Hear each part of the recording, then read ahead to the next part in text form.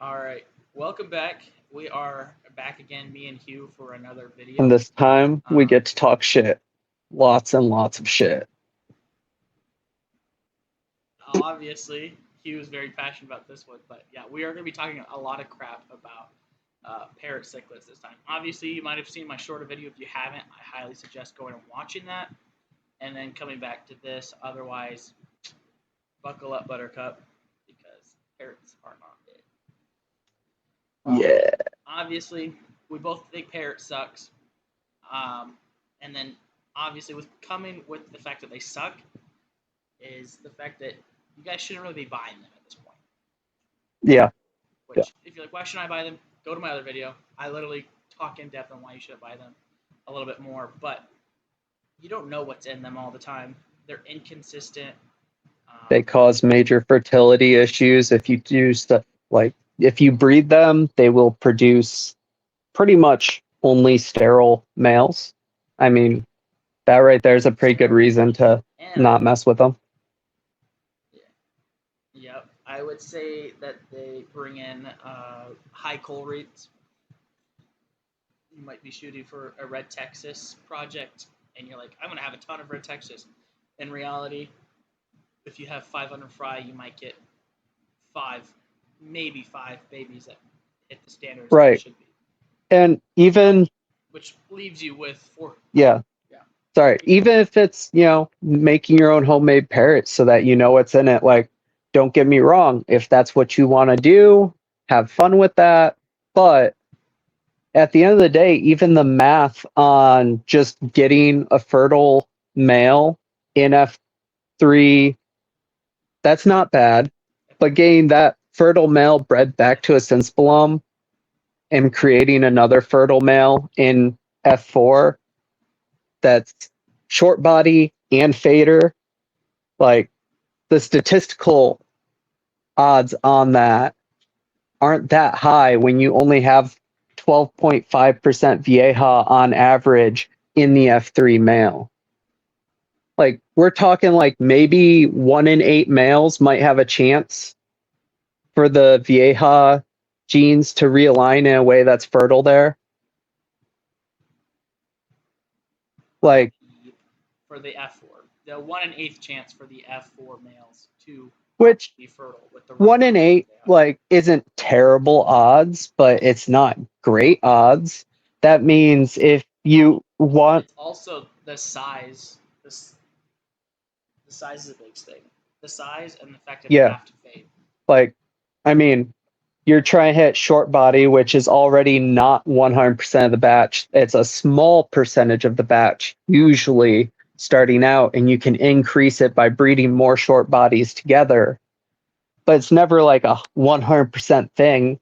And it's a range you get. So not all short bodies in the batch will be equal. So if you're shooting for a specific body shape, specific color, faded, fertile male, but you only have a 1 in 8 chance of it being fertile, even if it is all of the other things you wanted out of that, that's already a low percentage to get.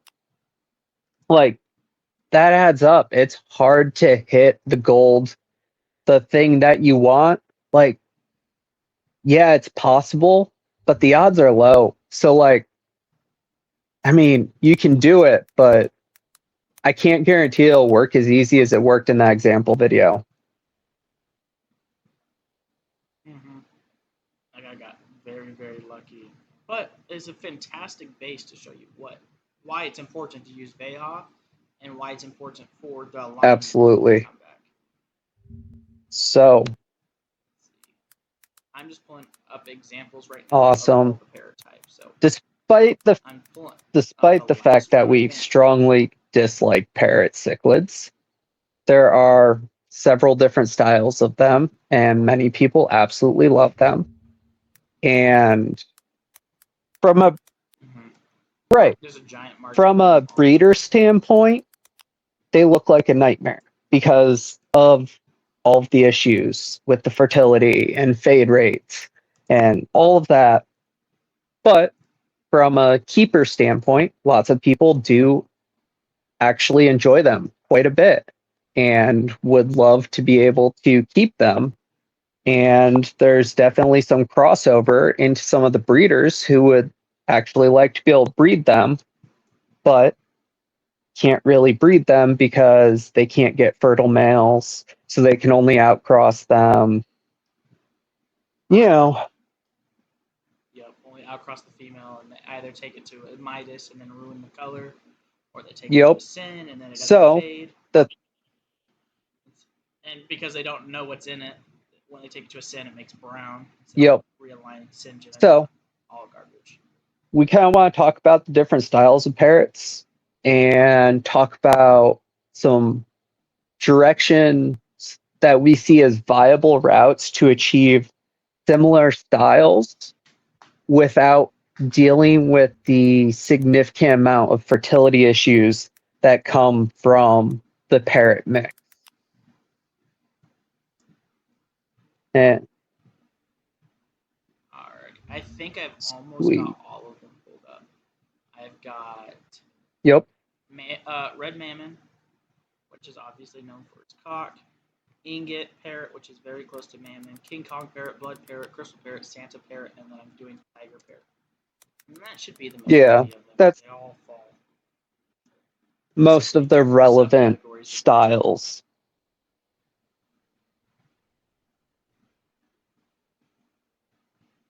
Alrighty.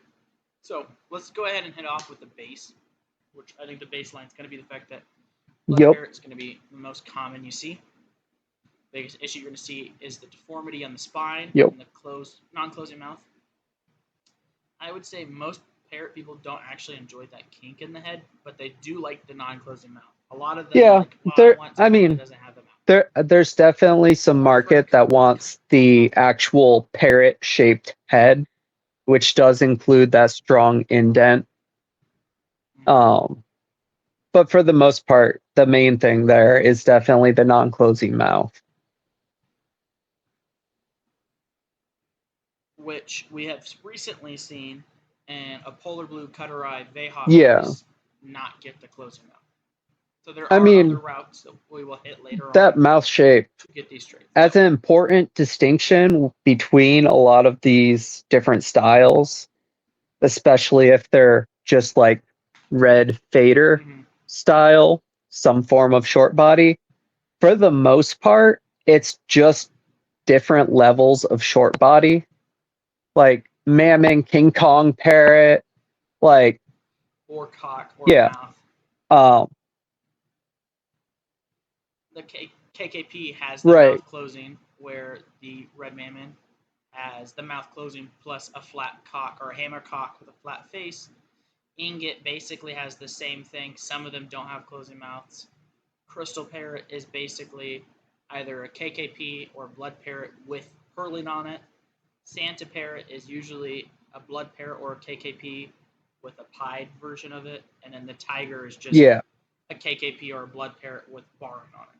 Which, as long as you know the KKP versus the Blood Parrot, cocking, and then what markings they have on it, it basically just falls it into different categories. Which is very simple because I feel like out of all the parrots, the Red Mammon with the flat face and the hammer cock is the best, hands down. I don't know what you feel. I feel like that's the best one. I mean, if we're just talking about just faded, solid parrot. Yeah, it depends. If I'm using it as a breeder, because I have in the past, as a breeder, I think KKP make easier breeding stock than a Mammon. So between the two, I'm going with the KKP.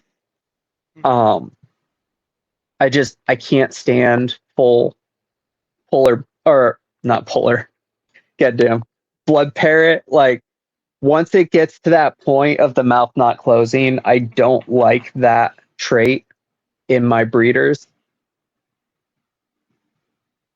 Well, the Mammon that I'm staring at has a that's the mouth, rest of my sentence. Like, sorry, I'm giving context here. I wouldn't go to Blood Parrot. They would be the easiest to breed, but they're too deformed. And that's the thing is the short body is a deformity and there's different levels to it. It's a range. Some will be somewhat short body, like semi short body. Some are like medium, semi-short body where it's barely even there. Some are going to be somewhere between mid-short body and full short body. Like you can get a lot of these styles out of a single batch just because it is such a range to where it doesn't necessarily have to be, one style. Like you don't need different mixes to hit all of this. Yeah, some of them are so bad they lose the tail. I feel like a good way. Yeah, I would agree. You don't need all the mixes to hit it. But Yeah. Some of the ranges are so bad they literally lose the tail. So you got to cull, which is the other thing is with parrots you have to cull. Like basically you're gonna have a high cull rate, above 70% of your hybrids. Even I would even say above that. 90% of the baby hybrids. I mean, if you go to Vieja, I think you can get away with a little bit higher percentage of usable stock just because you can usually get enough Vieja realignment happening in the F1 that the colors aren't terrible. And you can get some shape. I don't know because I don't know. It really depends on the Veja because Dexter's no name to basically a Rose Queen or a Parrot. I mean, produce a lot of like browner Veja-esque cichlids. You do get that. You're right. But I will say, like, when I did like KKP to my what was supposed to be a legend male, but was not a legend male, I don't think. Yeah. So like with those, a lot of them actually got pretty good color, like at or above the level of normal pure sin.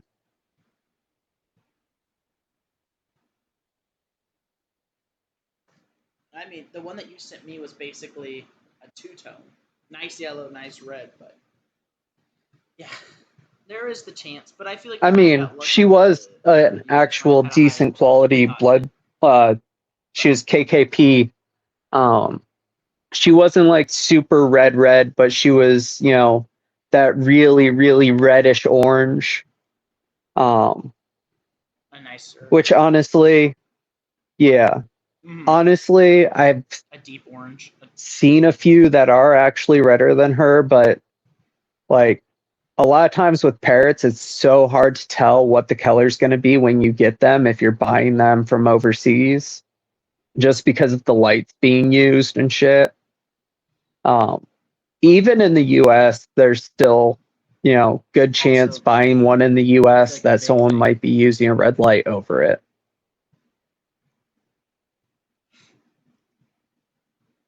The pet store that you came down when I was living in Florida and you lived in Ohio. Yeah. You could out of the pet store and they had a red light over all like their RTs and parrots. Honestly, pissed me off a little bit. Like, cool pet store, but fuck that. Like, I knew it did.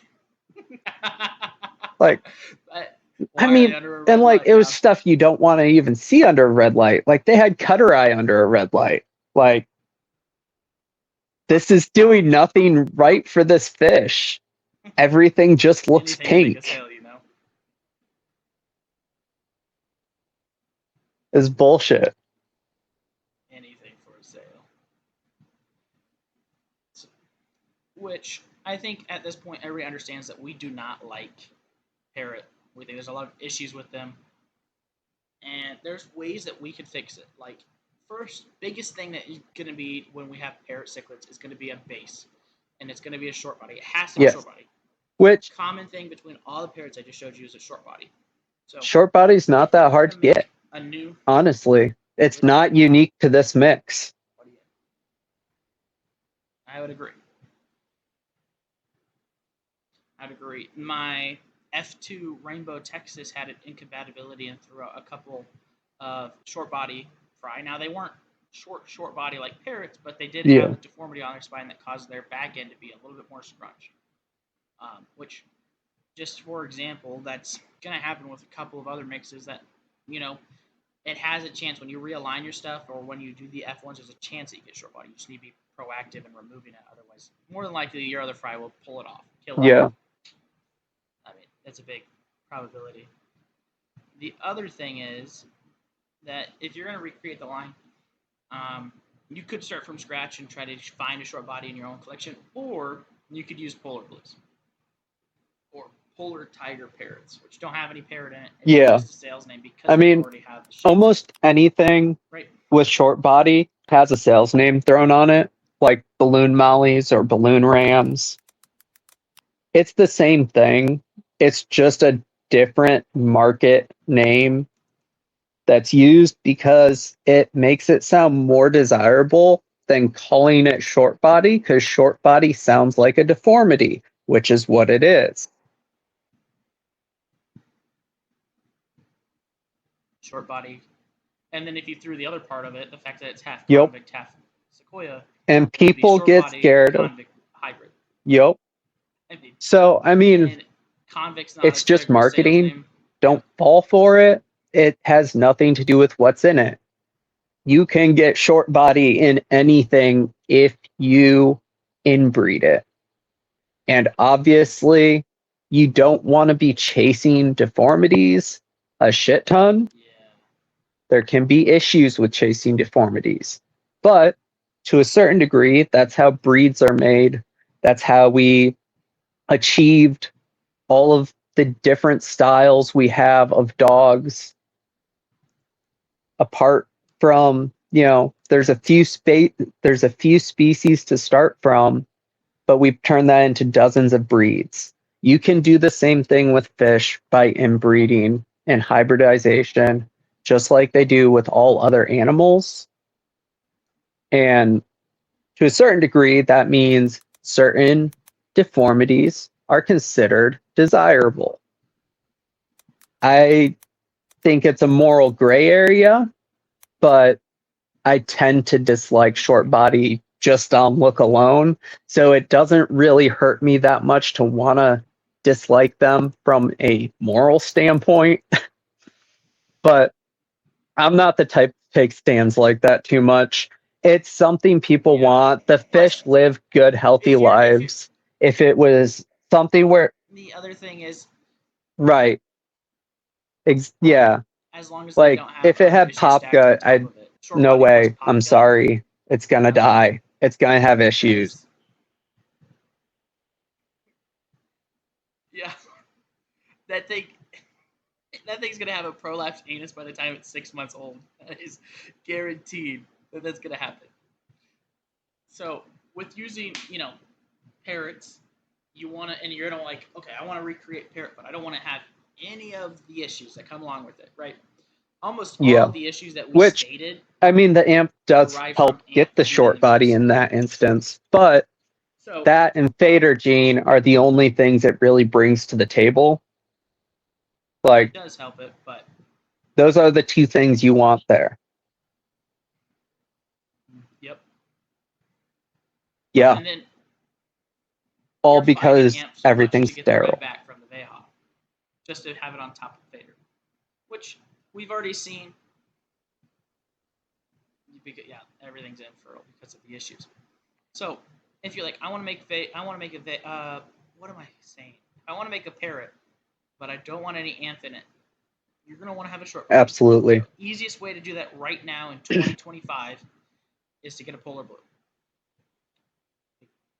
So get a polar blue. Then the next step of the mix. Well, I still want it to have the same Veha look. You're gonna want to get a Veha in the mix, more than likely. Now, obviously, the conventional one is Sin, which I think we've all seen Sin so many times. Sin is exactly what you want it to be for exactly these kinds of crosses, though. But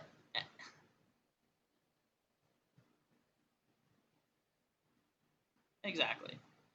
But now that we're in the year 2025 and Sin has been used so much in hybrids, we have stuff available to us that are better than just a normal Sin. Now, if you say you're 16, let's give you younger. Let's say you're 15 and you're younger, and you're like, I just don't have the money to import a nice male. Like, example, your SRS. All right. I'm gonna take that picture real quick. Copy. If we compare it to a Sin, overall, it has a better base of red, a better shape, and a better cock. If you're 16 years old, you're not going to be able to afford that male. Or But you could get a sin from your local pet store because they're extremely freaking common. But if you're an adult and you're trying this, you should just automatically hop up to Super Red Sin or use a different yeah, Biffa altogether. same. Like Which Biffa. that's I would another thing honestly, is, if I was I going to pick a mix, mean, I'd probably go there with Biffa or are a Biffa hybrid. other breeders in the US working Because on stuff. So if you need an ingredient for a project, reach out to a breeder who works with something that is that or similar to what you want and yeah, see about getting something from them. A lot of times you can get, you know, smaller fish as grow outs like fry packs and stuff, which isn't usually an option from Thailand. And I mean, fry packs, I don't personally find are ideal for trying to get, the best selection. I think buying fish around 2 to 3 inches, you usually have a better idea by about, closer to that 3 inch mark, more so of the kind of quality it's going to be. So, like, as a breeder, I feel more confident sending out stuff that's 3 inches because I already know the quality's there because I've already culled out anything I don't like. But a lot of times I can sell, a 3 inch unproven hybrid fish, you know, for and then like, if you, you know, depending on exactly what line it is, maybe like $30 to $50 as opposed to paying for the cost of a import. Or, you know, do, if you want to do multiple of them, usually I'll cut people a deal. Most of the other breeders are willing to do stuff like this to a certain degree where they'll cut you a deal on getting multiple things and work with you. And if you're working on something that they're interested in, sometimes they'll just straight up trade with you. Like me and David, we've done it a couple times now where we've just sent each other boxes and we just pay shipping each way. Like,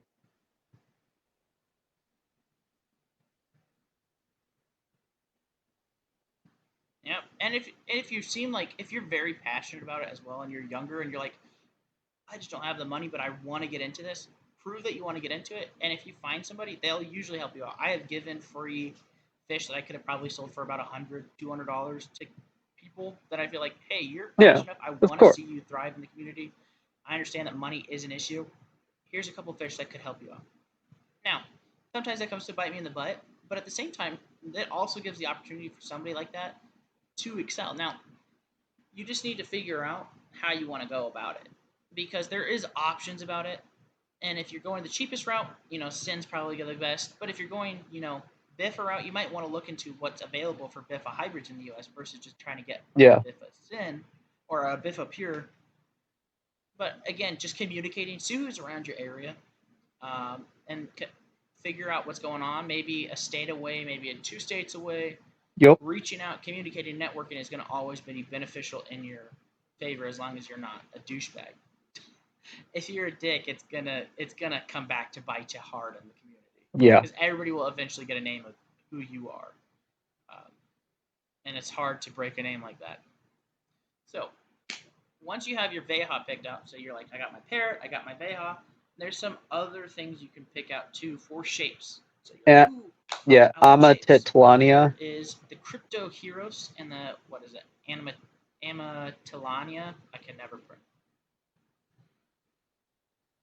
Amatit. Yeah. Yeah, but did that Tanya. that pronunciation told you exactly how to spell it, didn't it? Oh, so funny. You could use. That one, I always forgot how to spell it, and then I started I think pronouncing it so. I like think. that. And I don't know if that's the correct pronunciation. Oh, And I'm sure at some point someone will correct me if I'm wrong. But at least I can, right? At least I it can is. remember how to spell it off that. Listen, if they're gonna correct you, they're gonna have to watch through all my videos.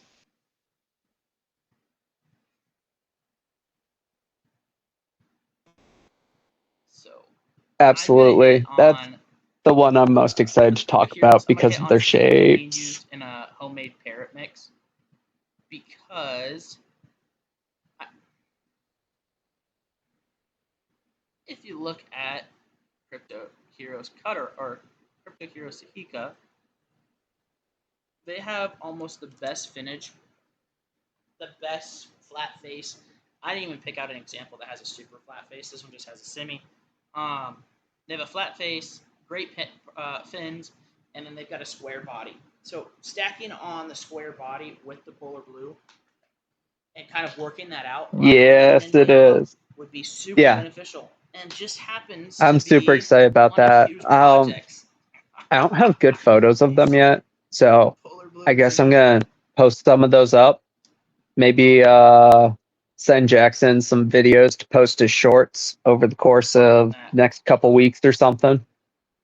But yeah, I mean, Sahikas already start out almost the same shape as a mammon, like without short body. Like if you put a mammon and a Sahika side by side as full grown adults, I mean, hell, I would even say that some of the thicker Sahikas that I've seen are actually the same body structure as a KKP.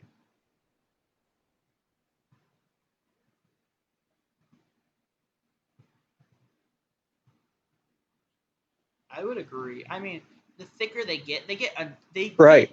Like they'll start out looking yeah, they look like a normal fish when they're born. And then as they grow, they almost become a short body fish with age. Which happens to a certain degree with all cichlids, but with Sahika in particular, it seems incredibly exaggerated. Wow. Mm-hmm.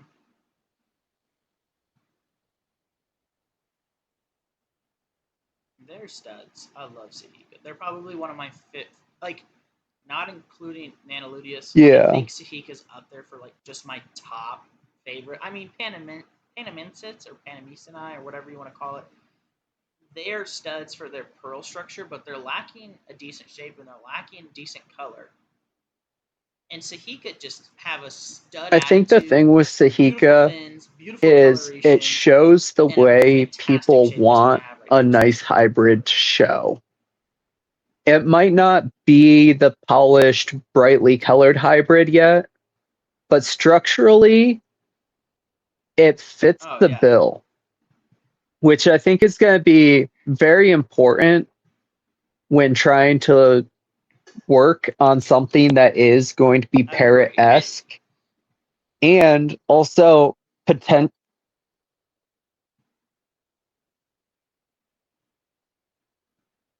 I wouldn't even say it just fits the bill for parrots. I think it's a good substitute for ant shape. I definitely could. Big blocky shape. But I feel like Sahika brings that in like the size.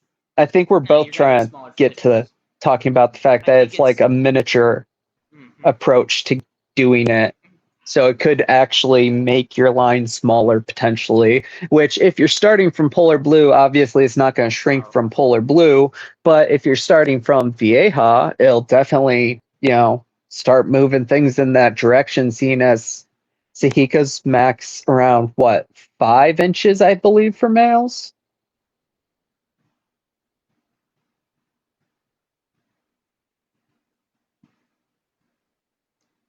Yeah. I would say. I mean, we have in a home aquarium. I'd say around 5 inches. If you raise it out. There was one instance of one dude growing one out in a 125-gallon for like its entire life with basically no tank mates, and that thing got like 10 inches.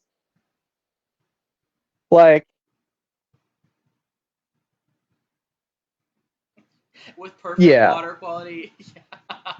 But that's a rare. That's not the norm. That's not going to be how they're keeping it. So I would say in a home aquarium, it's going to be about, even in the wild creeks that you see them, they're usually right around.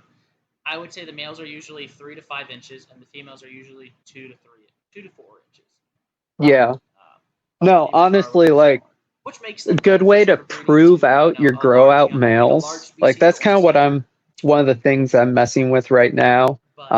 Because we saw Kyle do the Sangria project with his polar tigers to my Diablo SRS. Same. So, that being said, I have females of the Amma and I'm digging Crypto that. I'm loving the genuses, grow outs for that. or I don't know how you say that plural, but sure.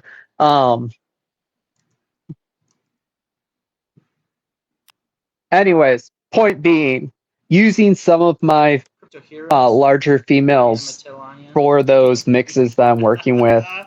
I'm starting to pair them up to like small Vieja males that I want to prove out. Even if it's just to sell the male, like, cool, I got the male proven, got a small batch with a easy to breed dwarf species female that's I never have to worry about outsizing my males. And,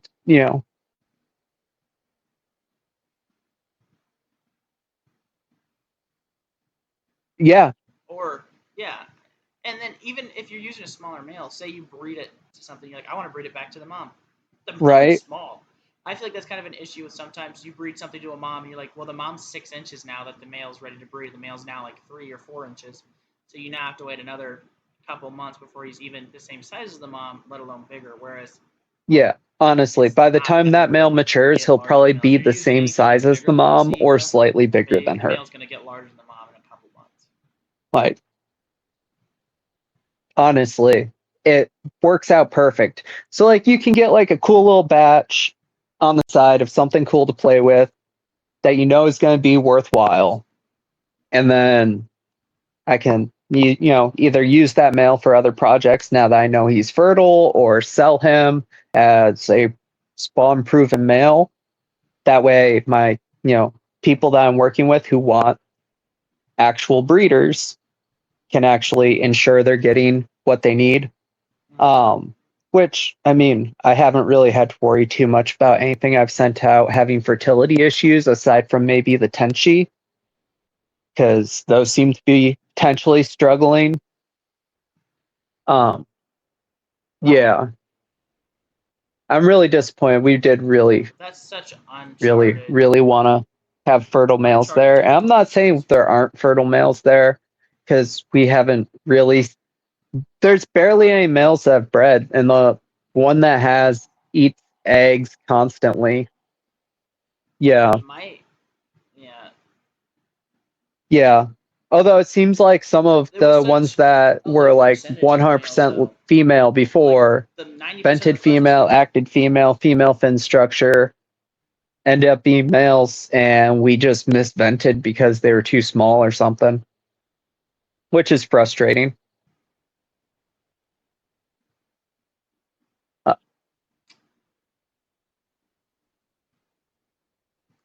Yeah, definitely yes. frustrating, but not a huge deal. Honestly, we know what we're doing to work around fertility, and the biggest thing being pulled from there is Yeah, I dwarfs, think they small could have dwarfs. potential. I don't think any species Yeah. does it like Potentially regularly. cutter I eye. haven't seen anything do it like regular. I Nanoreduce, still really possibly. want to see pure cutter eye Maybe taken straight to Vieja. Panamensis, but I really we get on haven't it. seen. Come on, slacker. I'm working on it. Working on it. But yeah, point being, there are a bunch of really cool mixes that have been worked on They're and are very being worked cool. on.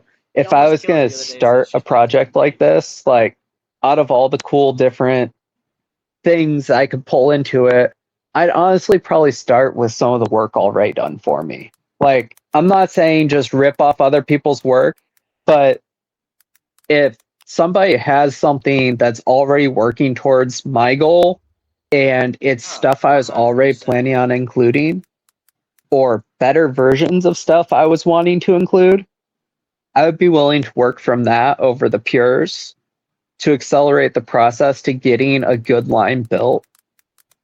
I know it's nice to start strictly from pure and build your way there. And if you do that, I respect you for that. And I appreciate that you have that level of purity to how you go about this. But I don't think it's practical because that's not what everybody else in the world is doing. Everybody else in the world is using stuff from other And then breeders you have and building mixes that off of it and it's not. making their own thing out of what's available to them. No. And if you have something like, Yeah. So, At the end of the day, point the being, Asian farms there's a few lines I'd probably pick up. I'd grab sangrias from Kyle, which I already have. I'd probably pick up my own pure Sahikas, which I actually just picked up a new pair recently. I'd also pick up some of the polar Sahikas off of me.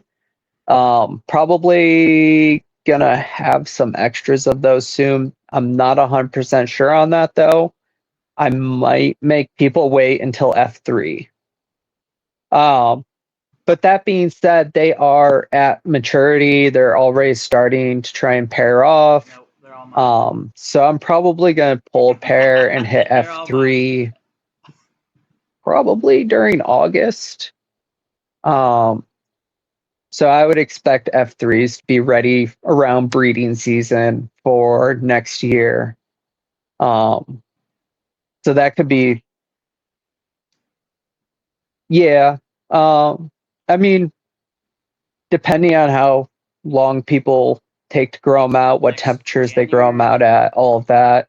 You know, if you pick some up over the winter or something and you keep it at like 75 degrees all winter, it might not be ready until, June, July-ish. You know what I It's mean? always a factor. But point being, they'll they they'll be on track to be mature roughly around the start of next year if I hit the batch next month, I smell you. which is about what I like to do with certain projects like the Polar Sahikos. That is kind of more of like a side project. I don't dedicate a lot of space to breeding those. It also helps they're small and I can just toss a colony into a 40-gallon breeder and then just have a tote for fry and it works out pretty good. A ton of space. But point being, I'll get that knocked out here pretty soon and continue that side project roughly one generation every 6 to 8 months, and just cycle through them like that. Not really pumping out a ton of them, so I'm not planning to put out a ton, but I am going to be spreading them around to a few other breeders who want to focus more specifically on, the short body polar blue bases, because I want to move a little bit more into working the Vieja stuff into the dwarf mixes and less pure AMA.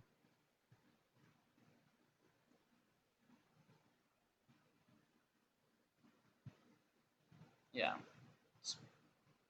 It's going to be once Yeah. it's moved into the dwarf base, it's going to be a big game changer for moving all the other stuff that takes a little bit more elbow grease, like Parachromas and Right. Honestly. Texas and whatnot. Sadly.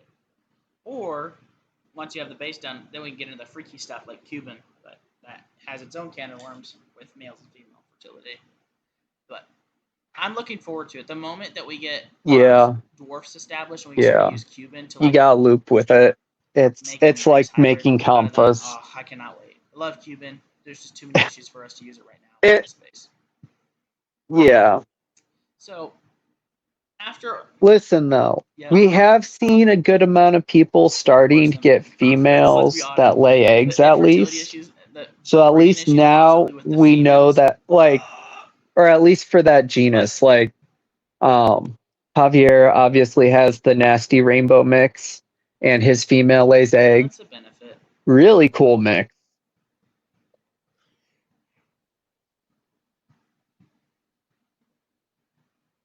Yeah, but point being, male couldn't do the job, but female came through for him. So, like, if you're willing to chase a second generation by back crossing and then having to do some looping to get it where you want it, it's an option. It's just going to take a lot more space.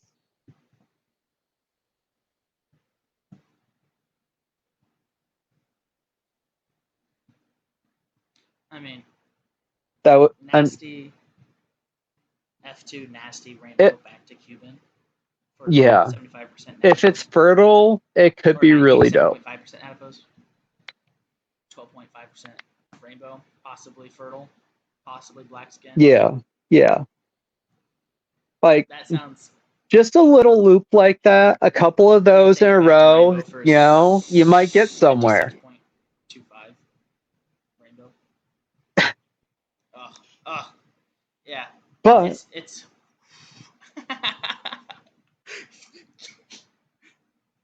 You can't see it, but I'm doing some stupid motions on my camera. yeah, a Anyways, let's loop it little back bit. to like we got the Sahika down. We've talked about the Vehas. We've talked about resourcing other established lines already to kind of Yep. skip some steps. The other important part of Parrot is Fader. Then there's three options, not including Amp because we're not using Amp. There's the Catamako, which is pink Fenestratus. There is the red Dovii, and there's Snook. Obviously, all three have their own niche details that we might see as beneficial or negative. Catamako is a Veha, obviously. It's going to help with giving you the Veha trait, so it's going to mesh a little bit better with your Sins and your Bifas and your hybrids and whatnot. And it's going to Oh, help some yeah, of the that one that river face belongs to faster. Van. There is a picture. I Yeah, have it on my it. phone. I just need to go find it. But I have a picture of the Five Blood Yeah, sounds with the good. pink fin gene on it. Yeah, I'll find it in a minute. When I get done with this little spiel, I'll have you take over talking, and I'll go look for it for a second. But the next one would be the Red Dovii. I think Red Dovii, as of right now, holds the highest potential for the highest fade rates, just because of how it worked with Jaguar. The downside to it is size. You're going to have a much larger size. You benefit is you have a possibly higher fade rate, and you have Pearl genetics started added into it. Which you might be like, I'm not worried about pearls. It's not okay. Then it's not really a benefit for you. But for other people that are looking after, like, I want to get a crystal parrot, this will be beneficial. And then the Yeah. last one's gonna be the snook, and this one is like a huge like experimental. Like if you're going for like I want something that nobody else has, this is gonna be it. They are color receptive, so like if you already have the parrot and the sin or a parrot and a Veha hybrid established for like the color and the shape that you want, and you're now adding in snook, you should have a benefit to that. Yeah. The issue is you're gonna have really rough shape more than likely Yeah. in F1. So I And you're mean, gonna have to back cross it to there's your already ways established around Fader. core It's not Veha line. Those are exclusive the to big AMP. three. You It's want to take just a a gene second while I go mutation. look for Just like short body, it shows up on multiple species. Sometimes it behaves slightly differently on different species, but it is seen across multiple species, and that means we have access to it without ever having to touch AMP, which I don't understand how people still keep trying to use AMP for what they use it for when we don't need it for Fader. And that's really the only thing it's bringing to the table for a lot of this stuff. Um,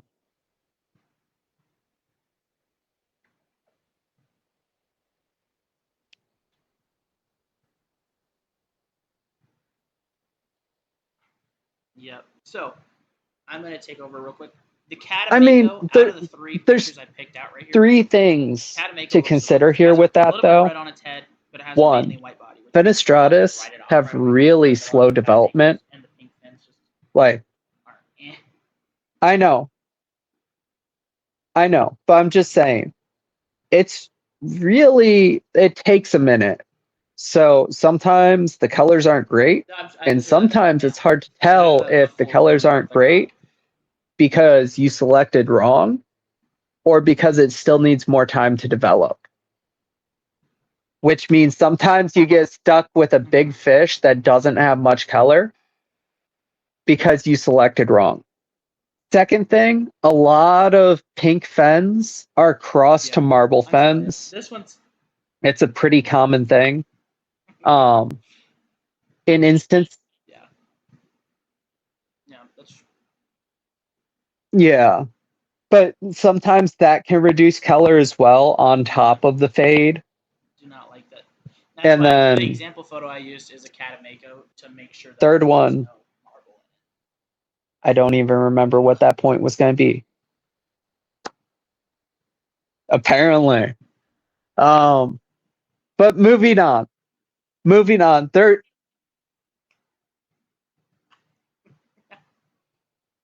Third one, you're a bitch. That's kidding. The moving if you move the yeah, I gene mean, to a red to a base, you certain have to do degree, something really most important. faders kind You of get don't this. necessarily always fade I all the would say this one's way, in the process or of at least fading, not right away. So right? sometimes, essentially, um, it can create that effect because it can be a So lifelong the fade. And this stacked on in your that tiger instance, parrot. you have This one tiger stacked on parrots polar would be a because tiger parrot. that's exactly what It's they are. chunks of They are yeah. not really line bred to have patterns. They just, right. They get stuck in fade is what they're sold as. And I'm not saying they aren't stuck in fade. I'm Just not mixing it with saying the that if art you buy color. one it will inherently change pattern, but So yeah, there's a good chunk. So there might be some sources that have it more dialed in, but I highly some of them go doubt they're all the way actually over. So I dialed would in. say I about think they might 60%. just be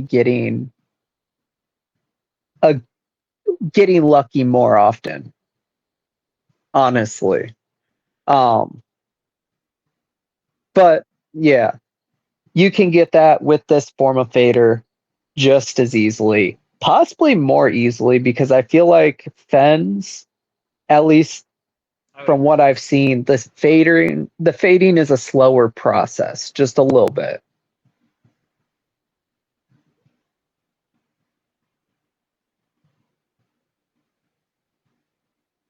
Agreed. And super easy to access. I would agree. It's not the fastest, but out of the three, I think it will be the fastest for this loop and be the most beneficial as of just if you're just wanting Yeah. to get it done fast. So I was gonna say next, I at least know floating they're around extremely some of common. the US, there's If you actually a like good Santa chunk parrots with of the the pie pink marble bubble look to cross it, from Brandon get a Scott down pink in marble pie Cincinnati. with both genes stacked on top of it because you can eat. Yeah, he got that from me. I got that from Brandon.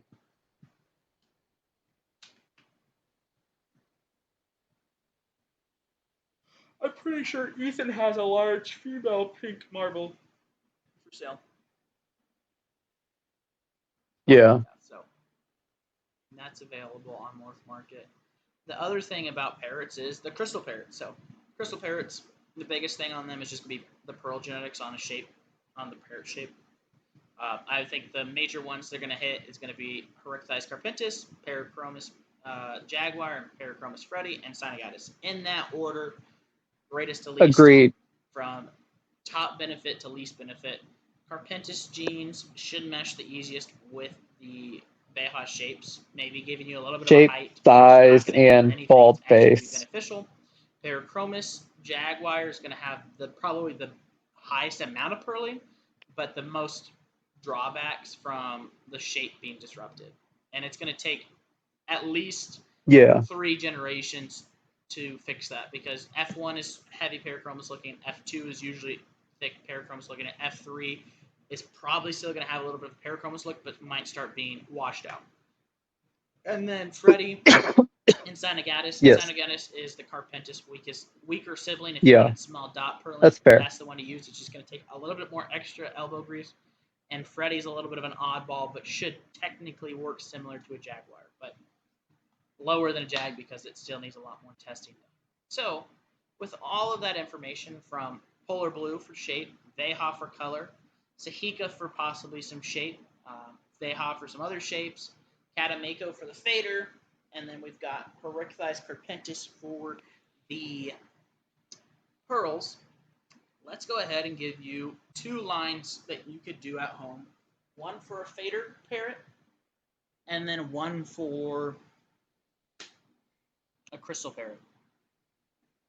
So let's think. We're gonna want to do polar blue, right? So polar blue. Uh, we doing hybrid or pure? And then Do hybrid. Diablo SRS. what type of AI should we use?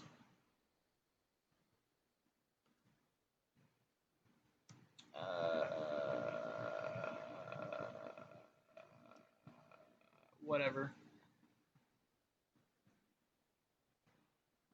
Okay. We are going to use a Diablo SRS, which just to kind of break that down for you real quick. Diablo SRS. Yep.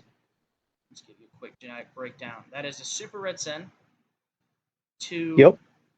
a D75, which D75 is 75% Biffa Diablo line, bred by David, and it's 25% Heart which makes the SDSRS 50% SRS,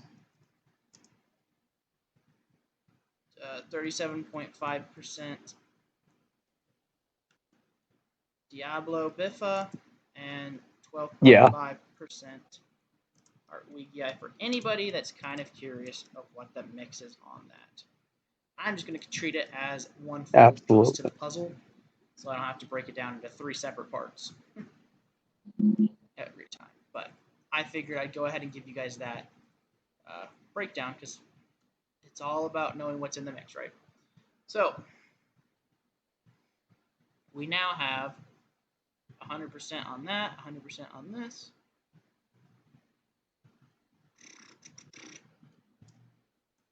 And then you breed it together, and you now have a 50-50, which I feel like.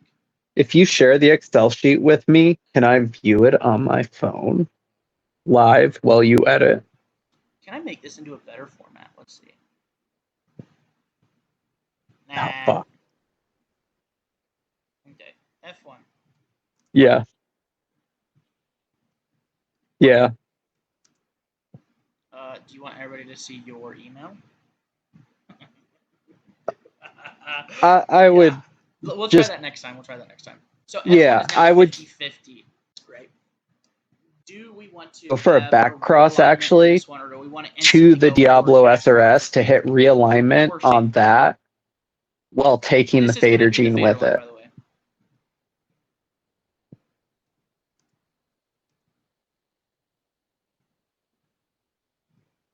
Back to the Diablo SRS to hit realignment on that and take the fader with it. Okay, you would do. Oh shoot. You cut out for a second. You would take the F1. This is why I was asking about the Excel sheet. You were talking about Comedico Fen, and I was thinking we were talking about crossing Diablo SRS to that, and we're not. Where'd the fader come from? This might be because I'm smoking while doing this. I just want to try to figure out. No, we're good. Do what you're doing. We're doing Polar Blue to a Vieja, right?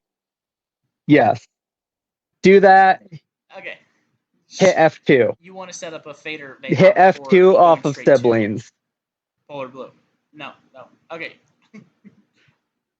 This should hopefully, in theory, bring back the short body. F1. We have the choice of F2. So F2 is going to be F1. If you didn't. But F1, I just want to preface this. It is a mutation. It is not a guarantee that you will necessarily always get it at a specific percentage right now. Get it in F1. So, yes, I am. We have seen instances of a semi-short body F1 bred back to a full short body F0 and produce absolutely no short bodies. Oh my god. Not sure. Yeah, it's polygenic.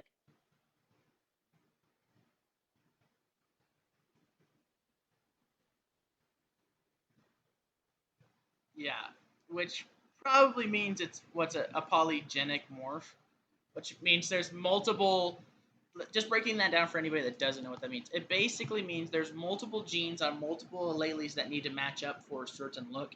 Now, even though the F1 may show out some mid-short bodies or some short bodies, if you back cross it or cross siblings together, there's a possibility that in Yeah. chromosome Some Y with whatever species you're using on it hinders the right. blockchain But and we're breaks not sure metabolism. on that yet. It It's needs kind of what further we're testing. theorizing There's happened no when we scientific back crossed data with aside polar blue and from cutter eye, back to polar conclusions blue. made off And cutter of eye possibly experience constructed something from where one could breeding be genetic. by the people that we talk to.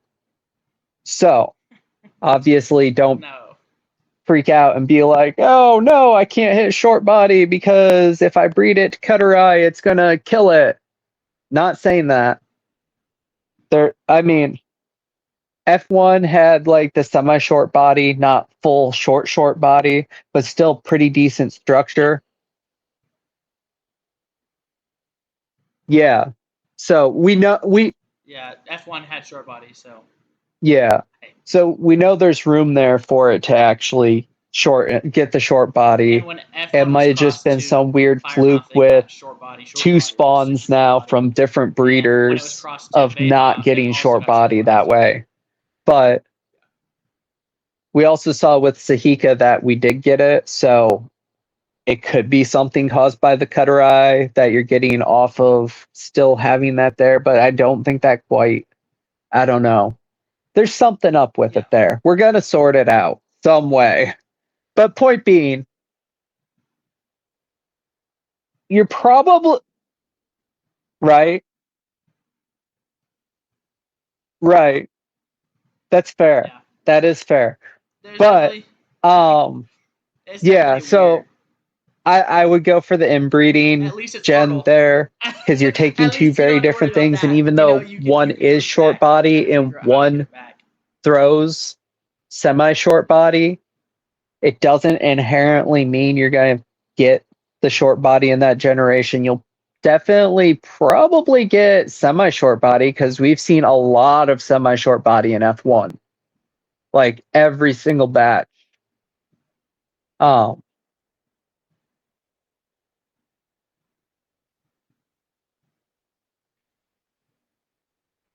right. So, I would agree.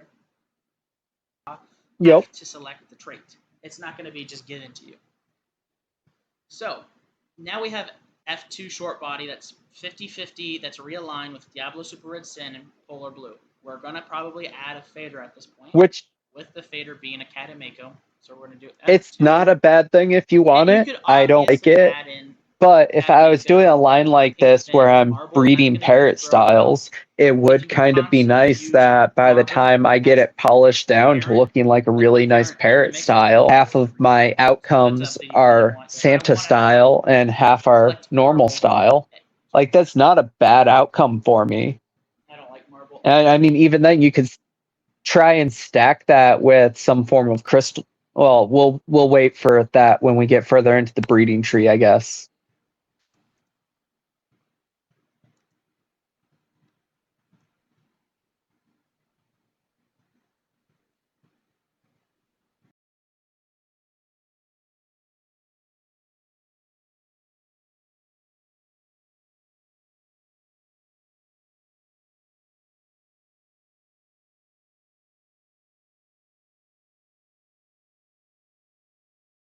Yeah.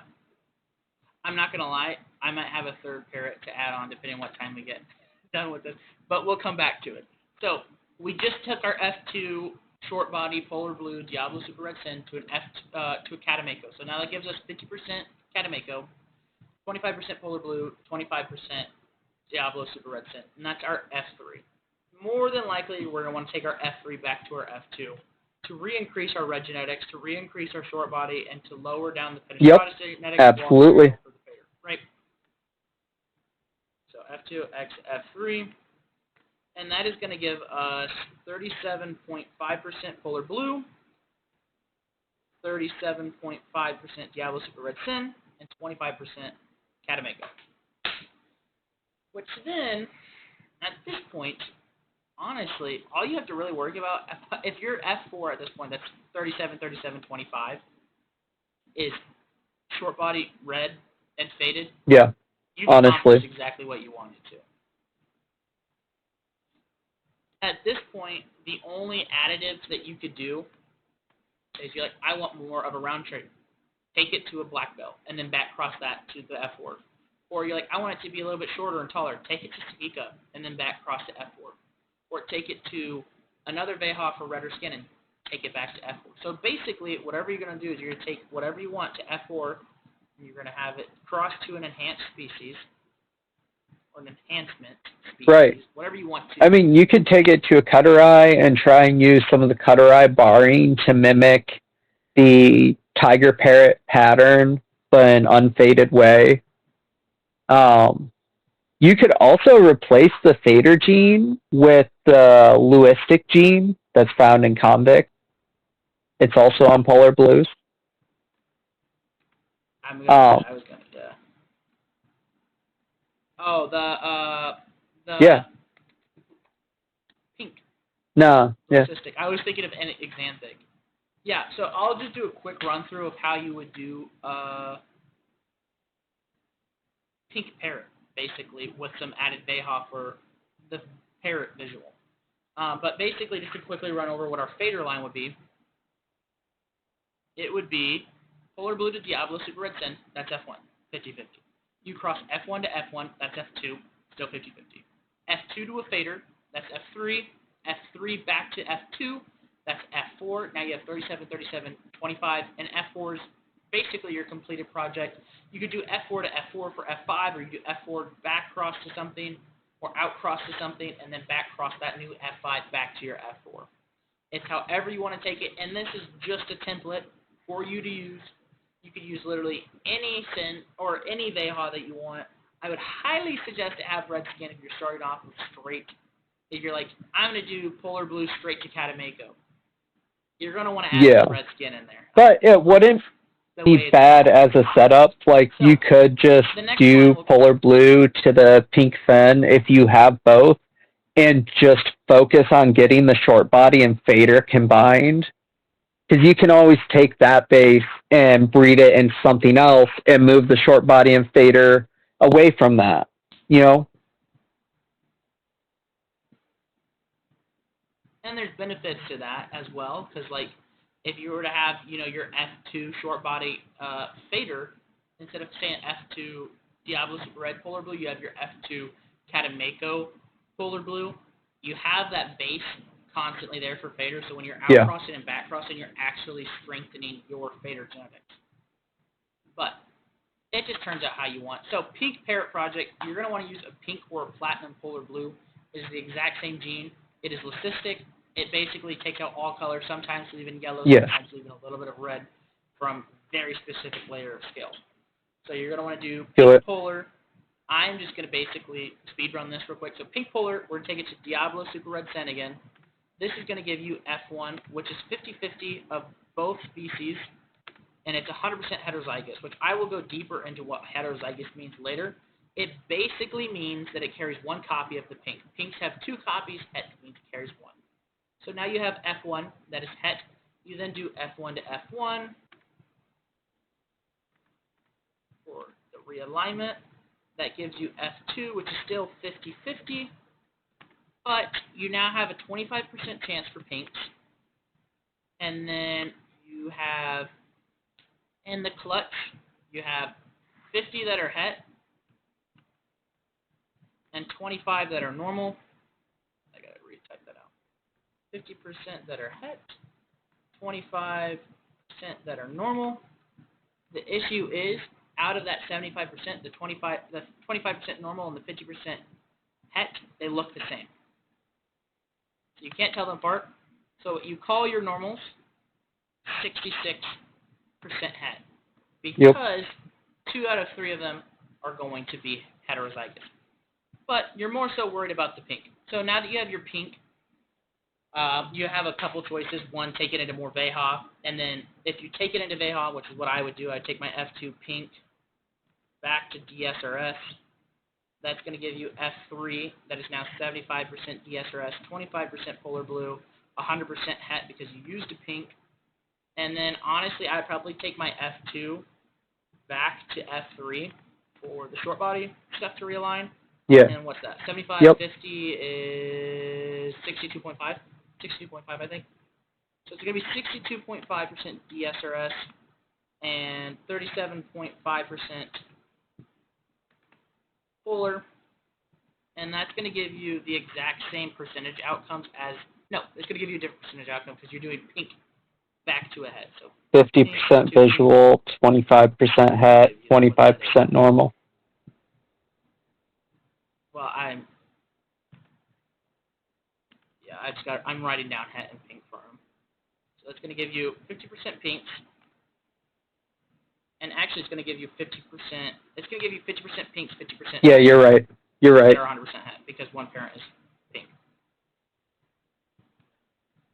So 50% pink, 50%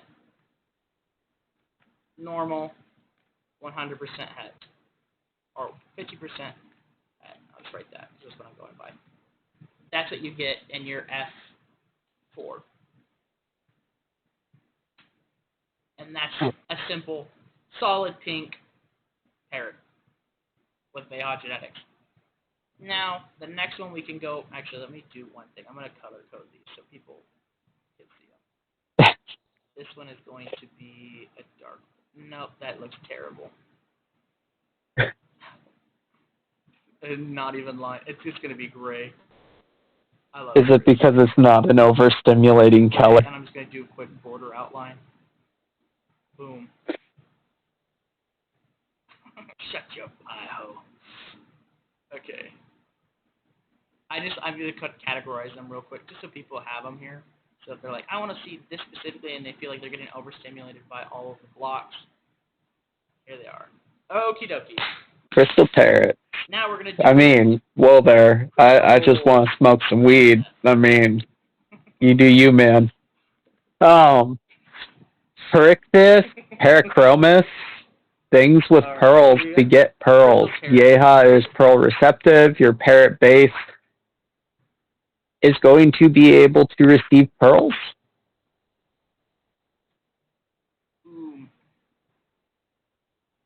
Let's go ahead. I'm going to copy some of the top. Let's just say for our crystal parrot, we're going to start it out like our faded line. We're going to do polar blue to Diablo Super Red Sin, F1 to F1, and gives us F2. Just to start it out, because I feel like the inheritance of having I agree, but at the same time, have our F2 50-50. I personally would use this opportunity to use a different Vieja. I like the...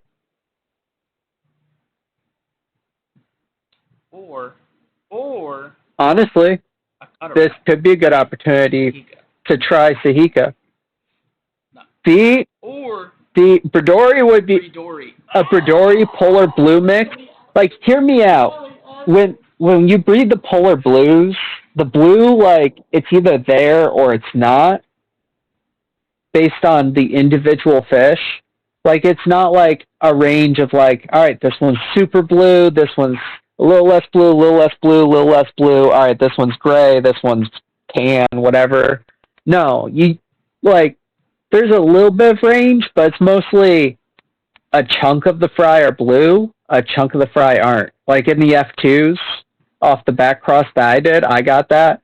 It seems like when the polar blue realigns with itself, it could actually bring back the blue, which if you did that over top of Bradori at 50% with the short body, you might get a really, really nice shape that's pearl receptive and way bluer than Bradori is.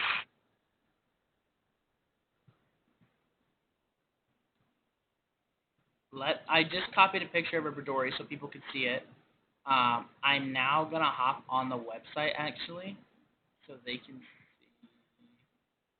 Agreed. Bradori, Texas. Because I feel like we have to show them something of why Bradori is such a solid... Out of all the Vejas, why Bradori trumps them all for pro reception. And I honestly love the idea of having that... What's it called? It's a really interesting concept to play with, honestly. I know Kyle was talking about it earlier in the one group chat, and I was like, man, this is something we've all been thinking about a little bit to some degree, right? If he's successful, my God. if we can breed for that blue off of the HRP genetic and I like mean, we've put had. that on a Vieja shape, what does that do for us? Like that could be interesting.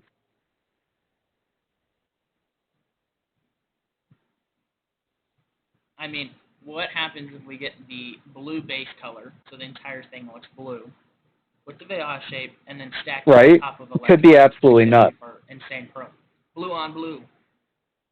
That would be. Oh my God, there's so many. Or you get the Yeah. Vieja genetics and you get the blue on there, and then you add Parachromis for silver scales. Oh my God, there's so many options. So let's go ahead and do Bridori as our Yeah, I Vieja, agree. just because Um, I think we both for this stand for one in Bridori. particular, I actually kind of feel like we're at an extra advantage and we could potentially hit F1 of two different mixes and then combine both at F2 without having to worry about.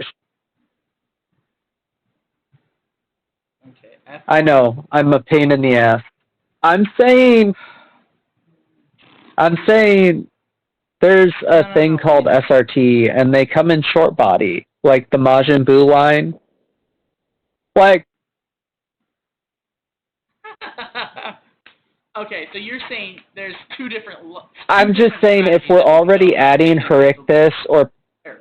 Parachromis, like, why not start with an already short body F4 SRT, unfaded, because you're getting the gene from somewhere else. You don't need this one. Yeah, I smell it. Like, that's what I'd use. And at that point, all right, what thing would I like to cross this into to potentially make it even better for combining into the Crystal Parrot build? And I think right there, maybe it's Sahika to Majin Buu. It might be a little weird, but it might be really fucking cool. We don't know how pearl receptive Sahika is, but we have seen Polar Blue show that it can be pearl receptive through flower horn crosses. So who's to say we can't potentially get some nice pearls coming through on this? And even if the pearls don't necessarily come through strong in the F1, when you breed to that F2, you're going to get realignment from the genetics on both sides. So you should be able to get more pearling coming out in the F2, which should bring it up some more. And even if the Sahika is still keeping the pearling down some at that point, then crossing over to that Bridori, you're going to be able to get realignment again off of the next F2 from that Bridori and the Majin Buu floating around in there together in a way that's going to let you get that pearling back. Like, as long as you know you're carrying that genetics in there, you can still move through with that, even if it doesn't come out amazing. And if you hit it, I am willing to buy the fry off of you. So at least you know you can sell what you make. Whatever you heard him say. Yeah. I'm kind of writing something similar down right now for that. Not the exact word for word play by play that you just wrote or said. So anybody that was nice to him really, really hard. No, not that. The entire No, batch of God, no. $4,000.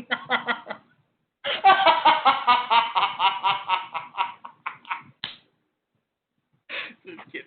Oh my God! Imagine like 8 months from now. Not even 8. No, honestly, like 3 years from now. if Hey, like next week someone was like, "Hey, I just bred my Majin Buu to a Sahika," and they show me a video and the pair is good quality, I would offer to buy a whole batch if they could produce another batch and cut a deal. Most of those batches are going to be relatively small, assuming you're using a Sahika female to a male Majin. So like 100 eggs or less. If he hits 75% of them, that's maybe 75 that hatch. If you get me 50 of them for $100 plus shipping at a quarter to a half an inch, I think that's a conversation I'm willing to have.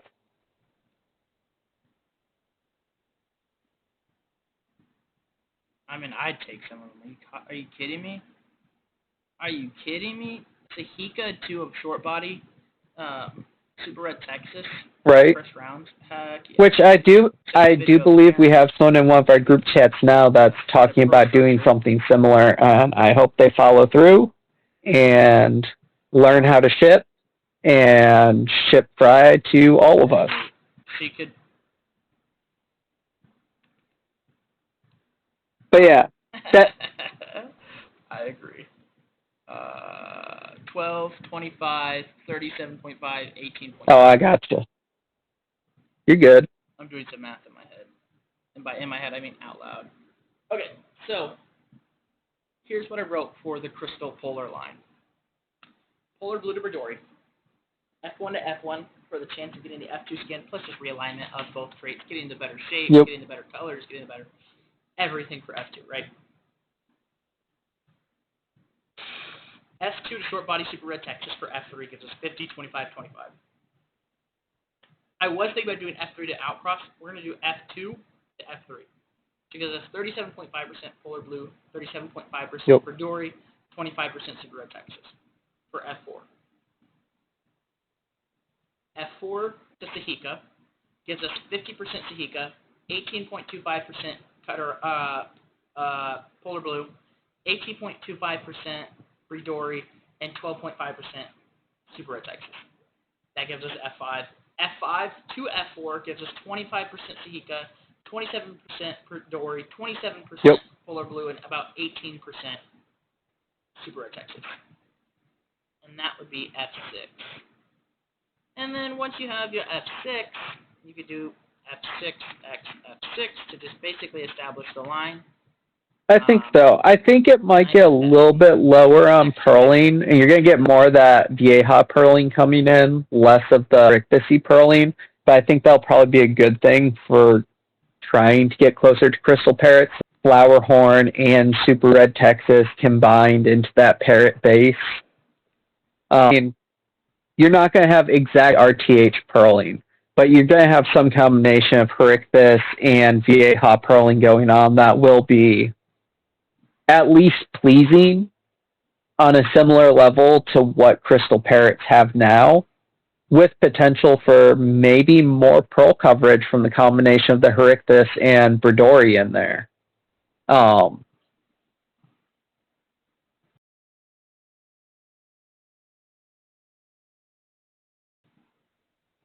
And mind you, you could also throw in other stuff down the line. Yeah.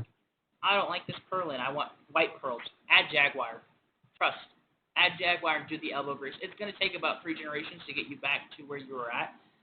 You're going to have insane purling on the fins, and you're going to have insane purlings on the body. It will be a beneficial cross. It just takes elbow grease. There are other purling species that we did talk about. Freddy. Freddy could increase your color while increasing your purling. Still going to have to adjust that shape. Now, there's other species like Beanie. Should add purling. May not be the strongest. It's a little bit of a weirder species. It could help fantastic with the shape. It could hurt stuff. It could, and that's something that once you have your established line, you can kind of roll the dice. Be like, I really love my F6 Crystal Parrot that as Sahika and Super Texas and Bridori and Polar Blue. I want to add Beanie to it. Add Beanie to it. If you don't like how it turns, just cross the F1. The best female from that back to honestly. Established line male. Slightly unrelated thought, though. Why has nobody ever bred Beanie and Jag together? Like, I'm real curious on that mix. Sorry, now I want to build a line off that. Honestly, Beanie in general. I think we need to do a video where it's just us fangirling over Beanie and like every possible mix. I'm probably gonna bring Beanie Sahika, Beanie Bradori, and Beanie Lustellii to the mix, and we can fangirl over that, and you could bring your own. Yeah. Okay, but we could kind of theorize over that and have people, think about Beanie. So we have 3 parrot lines: Fader, Pink Parrot, and Crystal Parrot. There's actually a 4th line that I want to hit up with you that I think would be decent, and I would call it the yellow Santa. Yep. I know where you're going with this. What? I don't know, something to do with like Honestly, Cutter Eye, Biffa, Marble Fen, obviously Fader Fen, you know. Sir, let me just. If I was to build a line, it'd be the best line. It'd be. Are we gonna get deported for that? No, it's gonna have Salvini in it. Oh fuck yeah! Actually, that might be doing us a favor. Mexico. It's gonna have Salvini in it. So, yellow. So, kind of a thing to talk about with marbles and the Santa look and all of that is white usually makes other colors that aren't black look bad. It doesn't make red look the best. It usually makes them look a little bit more washed out. Yellow and white usually work together really well. It does have to be a saturated yellow, though. Like a saturated yellow. Two colors. I would agree. But we can get that. I think we could get that. So, what I would do, right off the bat, is I'd do polar blue to I want to use a hybrid. Yeah. Nobody knows what these hybrids are. I'm just going to say marble. Polar blue to marble, right? Gives us F2 or F1. Yep. That's 100%. Or 50-50, I mean. My God. And there's going to be some marbles in it. You do F1 marble to F2 marble. You're going to have more marbles than F2. They're still going to be 50-50. And then what I would do from here is I would breed in. There's so many choices. So there's like 4 main choices you could do. There's Biffa, which is going to be a 2-tone. Which is a care species. Nano Luteus, Cryptofuros nanoluteus, which is. If you so chose to use nano, don't be a dick. Breed it pure as well, at least. Or, you know. If you're breeding something that's rare, breed it pure before you breed it into a hybrid, so there's other stuff to give out to the hobby. Yeah, because a lot of these species are pretty rare. Give you the species. Then there's Salvini. Yeah. And then there's Freddy. Yeah. So you have Biffa, Nano, Salvini, and Freddy, right? You now have your F2 that is polar blue marble. Or you can use a polar blue calico. But I'm not going to do that. I was going to say. Of a line because it's a recessive trait. And basically you have to hit. Anytime you do an outcross from it, you have to backcross to it. And that's way too. That's generation and make it into an 8 generation. It takes a lot more. Kind of. But if you're hitting your inbreeding gens already, it's the same as doing the Lewistic gene. Assuming, like... That's true. It is similar to doing the Lewistic. Yeah, agreed. It is more work, but, you know, hopefully maybe in the next couple years there might be options that are lower percentage con.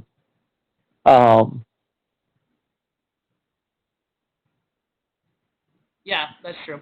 Or you use the marble Freddy. Yeah. Already been created. Yeah. Start with the marble Freddy. That would be good.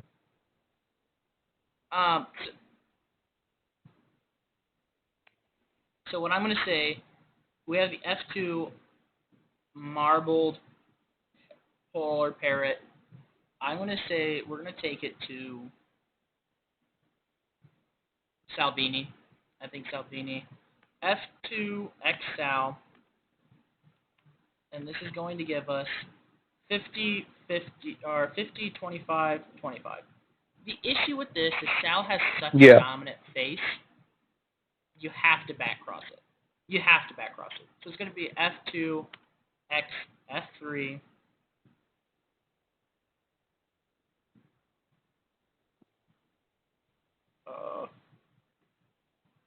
How dare you? It's because we're getting to the end and it's close and we're tired. Because it's almost midnight. F2X. Oh, I agree. It is a good idea. And we're still coming in a lot shorter than the last video we did together, which I know our viewers probably appreciate significantly.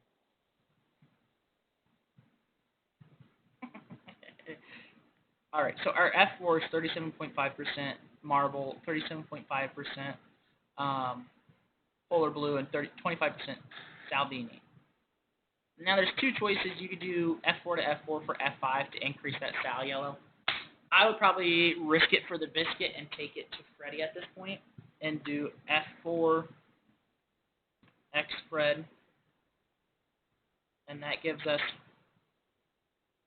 Way to I'm go. just stealing lines of code from the other stuff because it's the exact Fucking G. Hey, work smarter, not harder. Okay, so that gives us F5. So we're going to have to take F5 back. And honestly, yeah, I would probably take F5 all the way back to F3.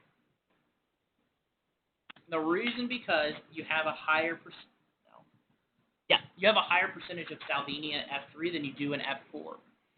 F4 has 25% Sal, F3 has 50% Sal. And you're after the yellows. You're after that yellow. So now you have F3 to F5. 50% Fred becomes 25% Fred. 12.5 50 is 62.5 divided by 62.5 divided by 2 is I think 31.25, but I don't you got it right for sure. 31. I'm just gonna write 31. Yeah. It's you just know, patterns. Percentages way too much when you guess them. And then we've got 18.25 back to 25. So 18.25 plus 25. Second. I gotta write this in a formula that the. You good? We gotta do a video on doing all the percentages and stuff, because you know what? I got shit to say. What? Okay, it's about 21%, 21.21. So 21. F6 would give us 25% Fred, 31% Sal, 21% Fuller, 21% Marble. That's for F6. At this point, you have a super yellow marbled fish that more than likely looks like a predatory short body. So you're going to want to add in some more Veha. Take your F6 to Veha, back cross that F7 back to F6, take that F8 to Veha, and basically back cross. Do it to the Biffa, more than likely. Taking it to earlier gens could also be beneficial, like your F4, that's 37. That could be beneficial to shortening up the face if you had a really nice short yellow face in there. Or keep your eyes out for, people working with polar blues that have super yellow. I say Sangria might be a perfect example of trying to chase that yellow. Get it. I mean, that's Sangria or the Salvini to Yokai. Or, I mean, there's a couple mixes that I could imagine having decent shapes and eventually Absolutely. Yeah. There's definitely options. Out to be even nicer. Alrighty.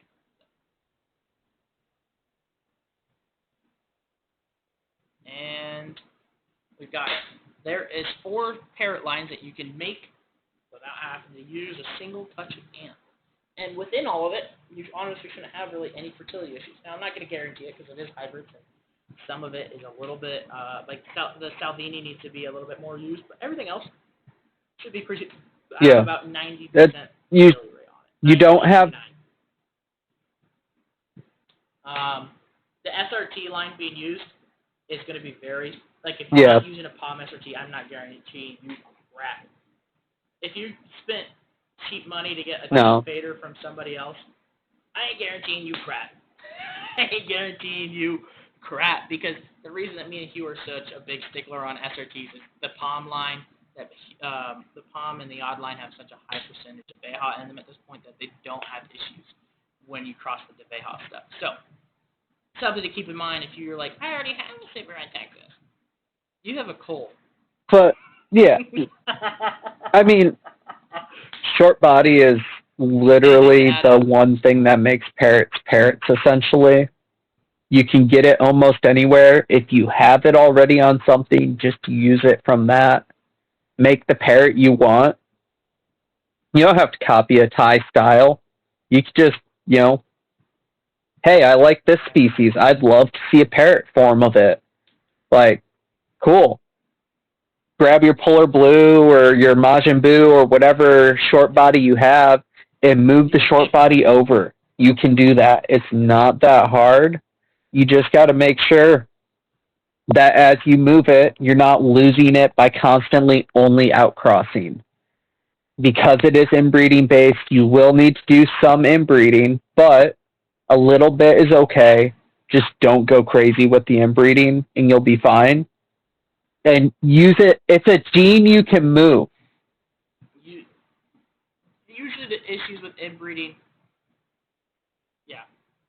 With the inbreeding, if you're doing sibling to sibling, if you get to F4 and you've done sibling to sibling every generation up to this point, you either need to back cross it or you need to outcross it. Otherwise, you're going to have issues, which is why doing a line with other people that are also working on the same line is beneficial because when you get to your F4 and they get to their F4, you can swap lines and continue to move forward, other than doing a back Yep. cross or an outcross, which have its own repercussions. But F4 is usually that generation that you do not want to cross together after doing it because F6 or F5 is going to have the start of issues, and F6, if you push it to F6, Yeah. I mean, that's a big reason, like, RT lines and flower horn lines, like, they back cross to achieve fertility and they'll keep going, and usually they stop at F4 because once you go past F4, you're starting to miss chunks of certain stuff potentially because they're chasing, fertility that way. But on top of that, they just tend to start getting too much inbreeding going on and bad traits popping back up. Like, it's just not fantastic. yep. Starting from rawer ingredients, rawer. Wow, what a word. Anyways, fucking scene kid there for a second. Yeah. I Like, felt it. if you're starting from pures or something that's not as inbred as flower horns or SRTs, you might be able to get past F4 and still do the sibling crosses and be okay. But I wouldn't recommend trying it. And if you do it, don't do it much. Just because, you still want a strong, healthy line. You don't want to be leaning into deformities like that where you're getting stuff that's affecting quality of life. And if you do get stuff like that, cull it out. Cull it. F generations, don't sell it, cull it, yeah. F generations are two things. One, it is documenting the generations from inbreeding. It is also documenting the generations of a project. So, if you're doing a specific line and you outcross it and you're like, I want to call this F5, you can call it F5 because it's your line. Now, if you're doing a specific trait, like you're like, I have F5, I have F4 super red textures and I crossed a parrot, I want to call it F5. You can't. It's F1 again. There's certain rules to it. If you see somebody online and they're like, I crossed a flower horn and another flower horn and now I have F3, they're an idiot. If you see somebody online talking about they bred two unrelated fish together and they have inbreeding coefficients. Listen, that's a. I just stared at the camera. Yeah, that's a special needs case. But yeah. Anyways,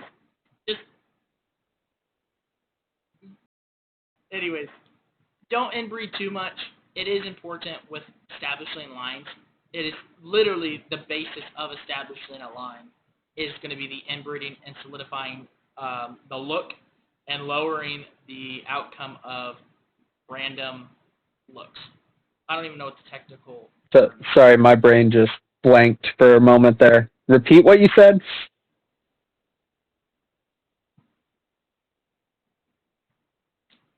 Line breeding is establishing a line. Inbreeding is essential because the more you inbreed, so like F1 and F2 you might get a diverse Yeah. range of like 40% of what you're not looking for, right? And then by the time, if you inbreed F1 to F1, F2 to F2, F3 to F3, F4 to F4, Yeah. F4 generation, you might only get about 10% of You're that diversity. decreasing the genetic Because it's range solidifying, that's in it's the mix. lowering the, exactly, you're decreasing the genetic range, and you're concrete. Yeah. There's such a, you're stabilizing the mix basically. You're Yep. lowering the percentage of random outcomes. You're stabilizing it. Me and Hew, we could get two F1 Diablo 75s, and we could breed it to two brother pure Jags from the exact same line, and they could have two various Yep. results because they haven't been stabilized because they're still F1. Which is just, it's kind of important to know how a line's been stabilized, what the F is, what the F stands for, and who the breeder is, which is kind of why it is important to be an open breeder with people around you. Absolutely. And I think that's a good note for us to end out this video on. Oh. No, I'm kidding. Anyways, I hope you guys liked this video. Me and Hew will probably get in touch again in about a week or 2 weeks and try to do another one for you guys. If you guys have any specific videos you want, comment what it is before we make it. So you could be like, I want to see a video on this. I want you guys both to talk about it. We will do a deep dive on it if you guys ask us to. And, if yours like, well, I want to make a parrot like this, comment it, and me or Hew will probably comment back with a similar formula or be like, hey, message us on Facebook or message us on Instagram and we can help you further from there. So leave a like if you enjoyed the video, if you made it this far. Comment something if you want to see something specific or you got any questions. I think that's it. Just like, subscribe, comment, get us attention on YouTube because, that's how you get it, right? You beg for it. We appreciate everybody that makes it through these, and we appreciate the support.